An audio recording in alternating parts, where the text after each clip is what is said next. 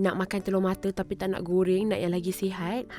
Kali ni Kori nak tunjuk tip and trick cara buat telur mata dengan teknik merebus dan hanya gunakan sedikit je minyak. Mudah je, mula-mula korang panaskan dalam periuk. Bila nampak mendidih tu, celup sendok dalam air mendidih tu selama beberapa saat. Kemudian sapukan sikit je minyak, tak mau banyak-banyak dekat permukaan sendok tu. Tujuannya supaya telur tu nanti tak melekat. Kata nak sihat kan, janganlah banyak-banyak sangat minyak. Langkah seterusnya, pecahkan sebiji telur dan tuangkan ke dalam sendok tadi. Lepas tu celup bahagian bawah sendok tu dalam air mendidih dan biarkan seketika. Jangan celup sampai tenggelam, nanti hancur pula telur tu. Tengok tu telur dah mula masak. Sambil-sambil tu kita goyang-goyang sikit sendok supaya telur masak sekata. Bila dah nampak telur fully masak, terus celup semua kat dalam air mendidih tadi dan cungkil sikit dengan pisau atau sudu untuk keluarkan telur tu. Angkat dan tapis, letak atas pinggan. Tada!